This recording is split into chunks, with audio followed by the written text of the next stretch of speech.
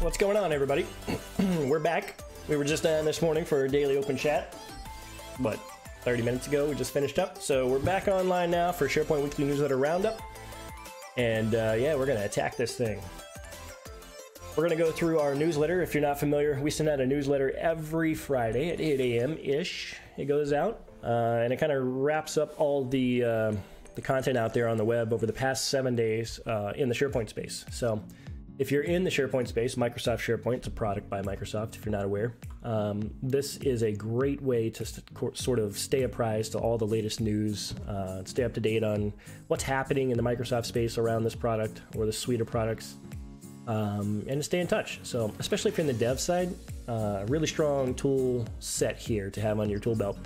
To arm you with all the latest knowledge about the latest dev technologies and the methods, and as well as the server administration side, maybe the admin side, etc., etc. So anyways, great tool for that. I just posted a link in chat if you're interested. That'll get you all plugged into the newsletter if you want to receive that.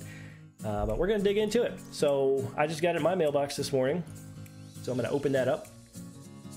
Let's see here. Here it is. And I'm going to open it in the browser. There's a link in that email that says view in the browser. I'm going to throw that up in the browser there, and we're going to get going. How's everybody doing today? What's going on with y'all? What is new? Almost the weekend. I am going to have to stop punctually today. I got another call with a customer here right at 12:30, so hopefully we're done right on time. So anyways, here's the newsletter. This is it. When I clicked view in the browser, this is what you're going to see. There's that link at the top. You can see it right now, view in your browser. So this is the weekly roundup. A little plug here for our Twitch stream. This is the session that you're on right now if you're viewing it. This is to connect to the Twitch channel and kind of go through it with me. So we can do a little back and forth if you're up for it. That's the whole reason me being here online and doing this, so that we can just kind of chat together. So there's three major sections of our newsletter. We've got the top news stories, which is kind of the big posts out there by maybe news medias and, you know, higher end communication channels, and then you got the blogs. So we got Around the Blogosphere, where we kind of take a look at what's going on in the blogosphere around SharePoint, who's writing what are we talking about, what kind of stuff's been declared in the past week. There you go. And then we talk about some of the upcoming events in the SharePoint world. So anyways, let's get started. So top news stories. Number one, Microsoft delivers public preview of Windows Virtual Desktop. I saw this morning and I was really excited. I mean, I don't know if any of you have been in the space to figure out how to virtualize desktops, but man, it takes a lot of infrastructure to get that done. A lot of configuration, just a pain in the butt. And I think, you know, getting Microsoft's take on this, especially as an Azure product, to make this simpler, my goodness, I'm excited about that. So WVD, they're calling it, Windows Virtual Desktop. They're going to make it available to any and all interested testers, an early version of the technology before the end of 2018. That's interesting. This was written yesterday. On March 2019, though, Microsoft delivered a bit late on that promised WVD public preview. So it's a new service that provides multi-session Windows 10 and support for Windows Server RDS desktop and apps. So virtualization of apps and desktop. It allows you to virtualize Windows 7 and 10, Office 365 Pro Plus apps, and the other third-party applications by running them remotely in Azure virtual machines. So they officially announced WVD at its Ignite show in September last year. This person unofficially helped them do that. It's also committing to provide to WVD users the ability to virtualize their Windows 7 desktops with free extended security update support. So that's pretty cool. You can continue to use Windows 7 till January 2023 with Microsoft updates. So that means customers who license and purchase WVD will continue to get security updates for Windows 7 after Microsoft officially ends support in 2020. So you get to be able to support that product. I don't know, maybe you have applications that run on that specifically, but you'll get an extra 3 years out of support in Windows 7 if you go this route. So they've been testing WVD in a private preview since last fall. And app provisioning, what else? They're not fully disclosing the price. Of course they're not. I bet you it's not going to be cheap, but if you've looked at the price of Citrix and VMware and those other competitors out there for virtualization of desktops and apps, it's not a cheap process, that's for sure. It does, what's it say here? Windows 10 Enterprise E3 or E5 and or are a Windows VDA customer. What is this?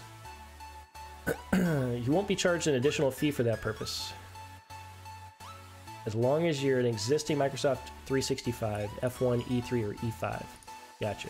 And that's Microsoft 365. It's not Office 365. So if you're on the Microsoft, which includes the Windows licensing and all that, then you get F1, E3, and E5. Pretty cool. So during the public preview, desktops and apps can be deployed in virtual machines in any Azure region, but the data and management of these apps will reside in the US. That means data transfer to the US may happen during the test period. Okay. Awesome. I'm excited about that one. That should be number one. Pumped up. All right, so what you need to know about Microsoft retention and sensitivity labels. What do we need to know about that? Well, let's ask David Lavenda. To help businesses in these efforts, Microsoft's recently introducing retention and sensitivity labels. These labels are specialized metadata that dictate how long content needs to be retained and who can access and edit emails and documents respectively. So labels are powerful tools, but they don't fulfill all the requirements of a typical records management project, so it's important to understand what they provide. So let's look. There are some things you can do with retention labels. You can assign a label that defines a date upon which you can either delete the content or trigger a disposition review. Use a retention label to classify content as a record. In this case, a label can't be changed or removed, and the content can't be edited or deleted. You can start a retention period from when the content is created or from the time when the label was applied. You can apply a default retention label to an entire document library. Boom. Excuse me. Still kicking this cold. One sec. I just need to make sure I've got this other window up so I can pay attention to the chat. Where am I at? There it is. I need to move this over here. Alright, so here are some things you need to know about using retention policies. Only one retention label can be assigned to an email or a document. Hey, Captain Johnny Mo, what's up, dude? Sorry I missed your hello there. That's why I needed to get that window open. I gotta pay attention to that. I got people to care about. So an automatically applied label can be removed or edited manually. A manually applied label cannot be replaced by an automated label. Oof. And if multiple rules assign an automatically applied label, the oldest rule is the one that is applied in practice. So anyways, there's some good information here about Microsoft sensitivity labels and the retention policies. Good stuff. Some new updates there coming out on that. Keeping me on my toes. Thanks, brother. I need it. Microsoft 365 gets some major improvements. What do we got here? Today we're announcing several new Microsoft 365 enhancements to help IT reduce costs, increase security, and boost employee productivity. So again, just to recap, Microsoft 365 is very similar to Office 365, except that it comes with Windows user licensing. That's an oversimplification of the differences there, but for the most part it applies. So here's a rundown. Windows Virtual Desktop's now available in public preview. Boom. That's what we just kind of talked about. That's very exciting. Microsoft Defender Advanced Threat Protection comes to the Mac. That's awesome too.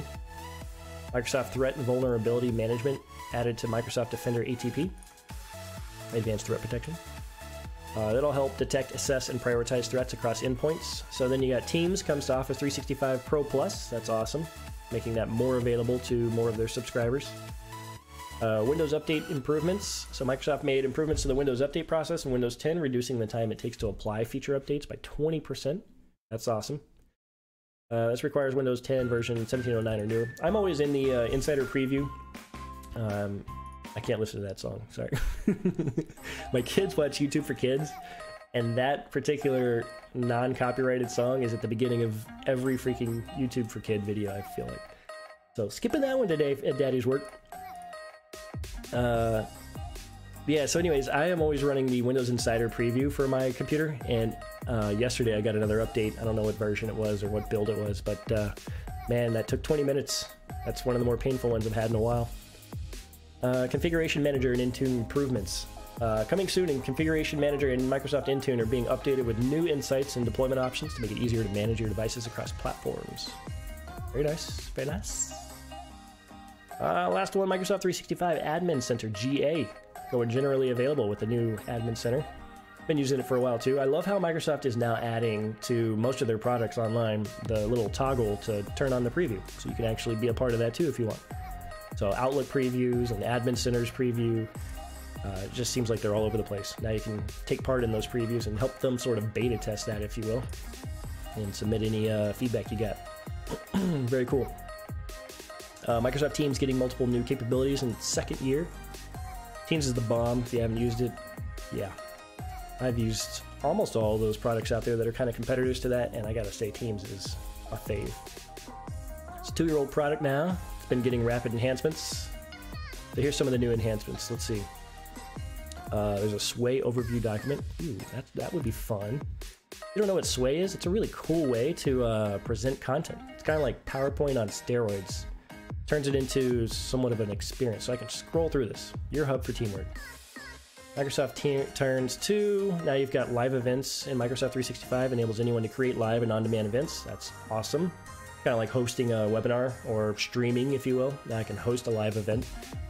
You got DLP plugged in, data loss prevention. Got the whiteboard in Teams. Provides an infinite digital canvas for meeting participants to work together directly in Teams. In-person attendees can also contribute. That's cool. Live captions. Make your Teams meetings more inclusive for attendees who are deaf. I saw this yesterday. I was on the Dev PnP call. They were like streaming through Teams, but all the public, because it was at the MVP Summit, which was, you know, all the MVPs in the Microsoft world. They allowed the public to connect though and watch in, but we were connected through Skype. So we were watching his desktop who's on Teams, and it was like, it was live captioning the whole thing. So as they were speaking, it was literally a half a second to a second behind in translating or transcribing the entire thing they were saying. I thought that was so amazing. So this is part of the new AI that's coming too, if you're not aware. They've demonstrated this in the past where Teams is going to have the ability to listen to your meeting and then give you a transcription afterwards. So no more note keeping, dude. It's going to even recognize which items sound like action items, and it's going to print out a list of the transcribed meeting, action items that came out, who they were assigned to, who sat them, those kinds of things. It was awesome. Information barriers. Avoid conflicts of interest within your organization by limiting which individuals can communicate and collaborate with each other. Customized backgrounds. That is pretty neat too. If you saw, you can actually upload now any photo you want and make it your background as you're in a meeting. So it doesn't have to be like my office or the green screen or whatever. I could put like a picture of a beach behind me and make it look like I'm in the meeting from the beach. Kind of cool too. You know, gotta have some fun. Content cameras and intelligent capture. Teams Rooms, which is, I can't remember, is that the device that they're putting out now that can kind of turn a conference room into a full hub of functionality? It'll soon support an additional camera for capturing content such as information on analog whiteboards. And then you got secure private channels, allow you to customize which members of the team can see conversations and files associated with the channel. Why Teams? So this, again, we're using Sway here. Pretty neat, right? Like, it's got animations to it. Lays out all the details. It's even got the ability to hyperlink things, so I can click on it, zoom in, take a look. Teams is the only enterprise-grade solution that brings together these 4 collaboration pillars: chat, calling, meetings, and apps. Hard-working tool for teamwork. So there's the background blur. They've been advertising the heck out of this. Remember that video where the guy was on CNN and his kid ran in and they were like, oh my god, the kid ran into the meeting. He's on air. Well, if you just would have had Microsoft Teams blur, wouldn't have happened. Kind of funny. Some adoption usage there, rates. Pretty neat. All right, we're going a little slow here, so I need to speed it up and get through these top news stories. We're going to run out of time. We're halfway through our time here. Microsoft to activate Office 365 Insights for My Analytics soon. My Analytics is so crazy. I've talked about this many times too, but I see this becoming a part of organizations' performance reviews. They're going to be like, yo, show me your analytics. How much have you actually been communicating? So what is this saying? They're going to activate Office 365 Insights. So they plan to switch it on sometime this month for most Office 365 users. Tracks how much time employees spend in Office 365 applications like Outlook or in calendar scheduled meetings with the aim of helping them become more efficient. Right. So what I was reading in the past, though, is that you were the only ones that were going to be able to see your own analytics, that others couldn't look in. So we'll see. We'll see. So Office 365 supervision policies now include Teams. Office 365 policies to monitor communications. 2017, I wrote about a supervision policy feature of Office 365 that allows administrators to configure policies to monitor the flow of email between specific users. The idea is that supervisors, those nominated to check the messages, can detect problems in the traffic, such as people discussing topics. Oh, jeez, come on. Just can't trust their people, man. Don't hire people you can't trust. I can't believe we have to build entire solutions and suites around eavesdropping to ensure our people are doing what they're supposed to do. Office 365 supervision policies now include Teams. That's just what I read. Microsoft Edge for iOS and Android becomes more enterprise friendly. I have been using Edge on both iOS and Android recently just to kind of give it a go. I'm anxious to see what this new Chromium-based version of Edge is going to be like. Keep trying to get into the beta. Any of you guys on the beta yet?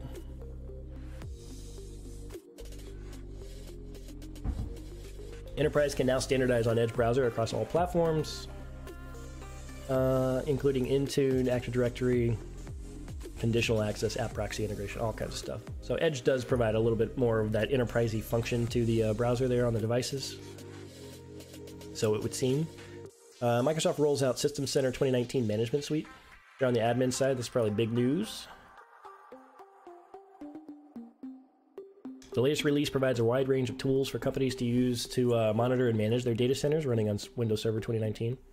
Also enables hybrid management and monitoring capabilities with Microsoft's Azure Cloud.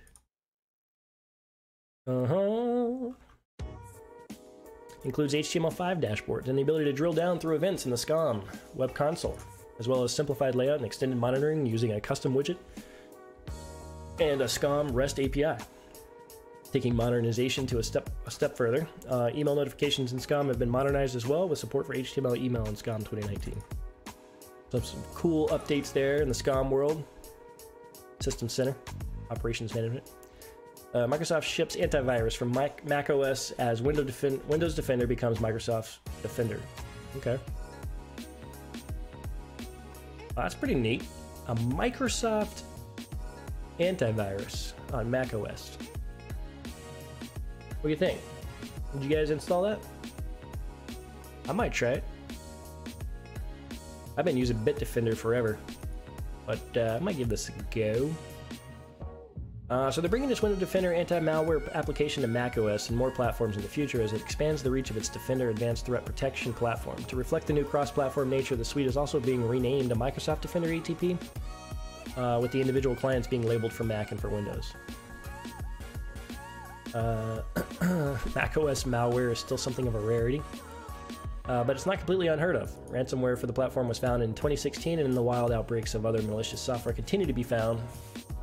Apple integrated some malware protection into macOS, but we've heard from developers on the platform that Mac users aren't always very good at keeping their systems on the latest point release.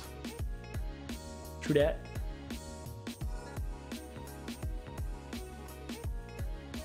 They haven't said explicitly which other platforms will be Defender's next targets. However, its video promotion for Defender for Mac sports a surprising number of penguins, making Linux a likely candidate. Go Linux! Let's see here. Windows 7 security patch is officially coming to an end. Yeah, that's right, 2020, January. You're still on that 7.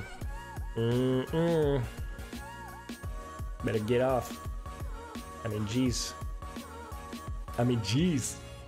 Alright, here we go. Around the blogosphere. We are way short on time. Got 10 minutes to bust through these, so I'm not going to hit them all in detail, but we're going to talk about a couple of them.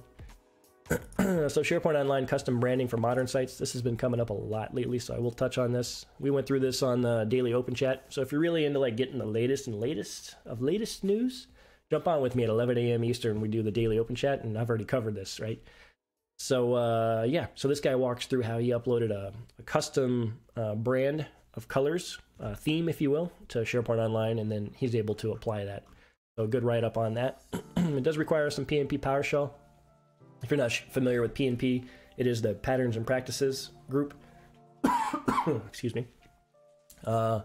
They are sort of the leading edge of development in the SharePoint space. So if you're trying to stay on top of all that good stuff, make sure you go to dev.office.com and get plugged into the PnP.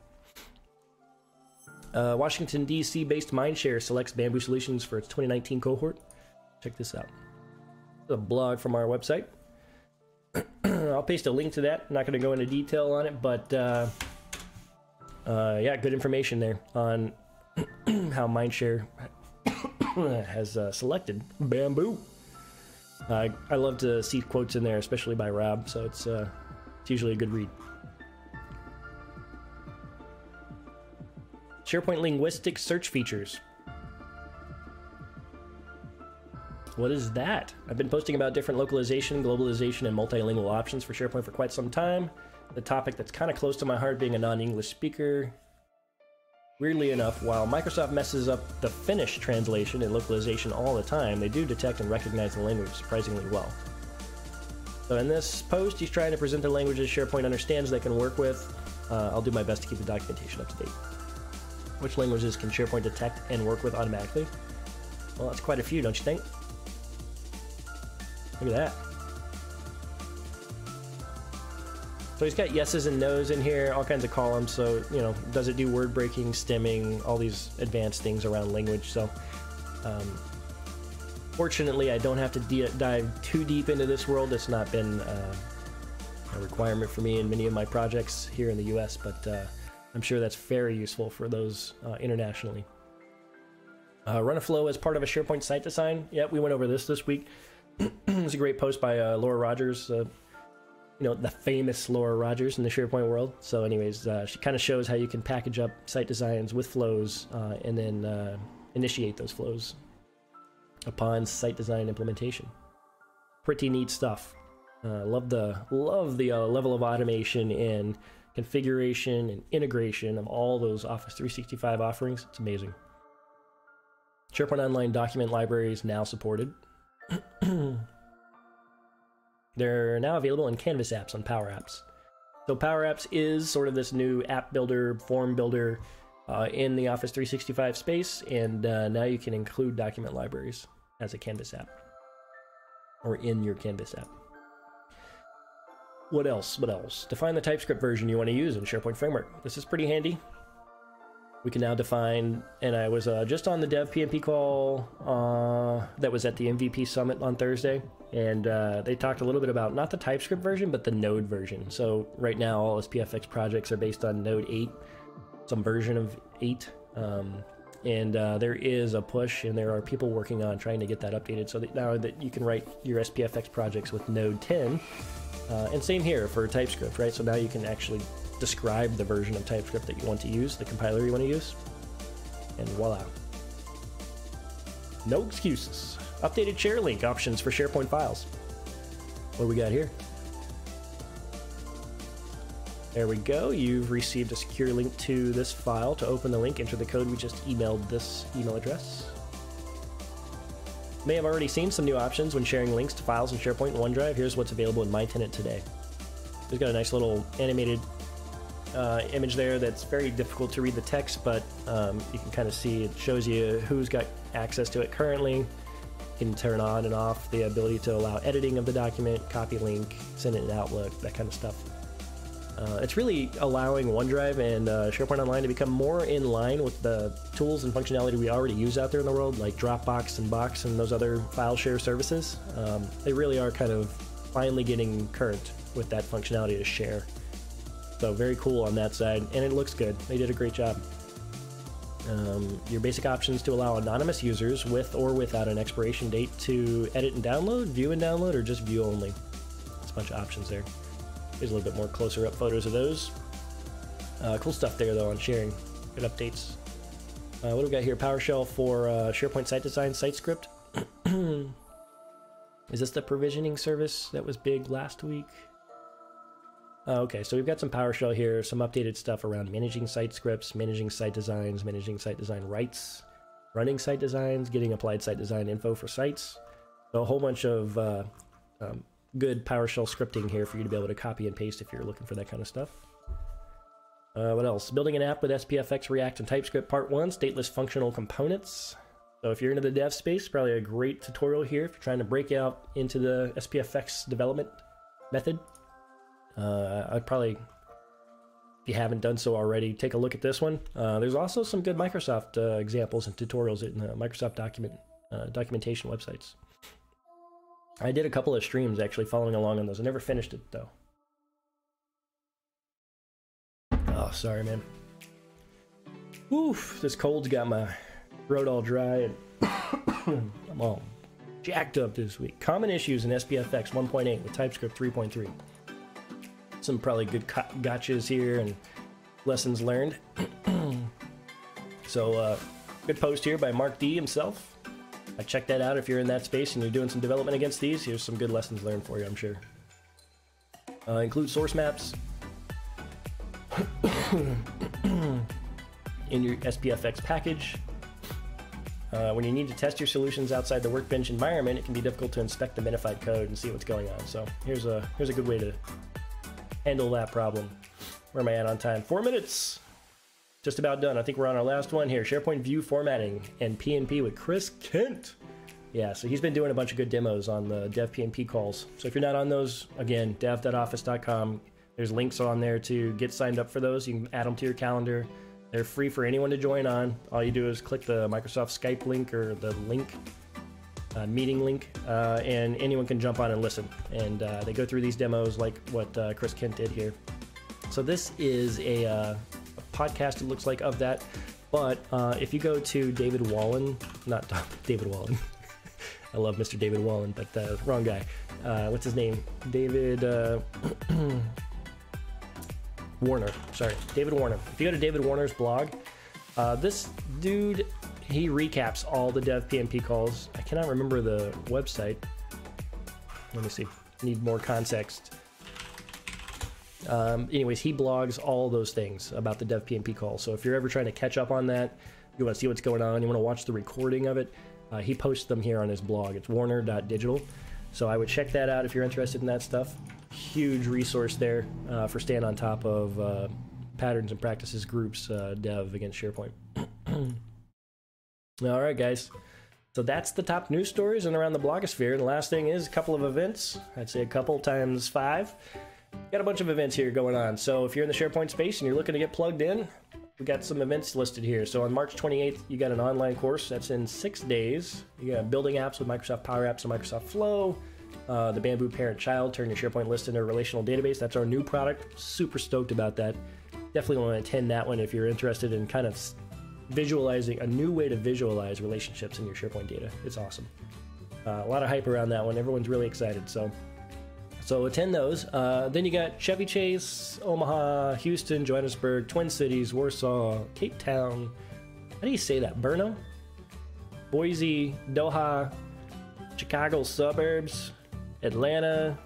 Those are all SharePoint Saturdays coming up. So if you're anywhere around those areas, you should go. They're really good. It's really a good way to get plugged in, see some of the latest trending topics, straight from MVPs usually.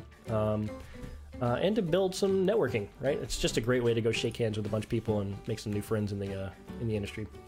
May 21st through the 23rd, Las Vegas SharePoint Conference. Boom, the big one, the big SPC. If you haven't gotten to one of those before, well, that's a blast. You gotta go. All right, dudes and dudettes, that is it for the weekly roundup today. There's that song again. Anyways, thank you all for jumping on. Happy Friday. I hope you all have a great weekend. That is the wrap for the weekly roundup. If you are interested in subscribing to the newsletter, again, there should be a link in Twitch. Sorry. Yeah.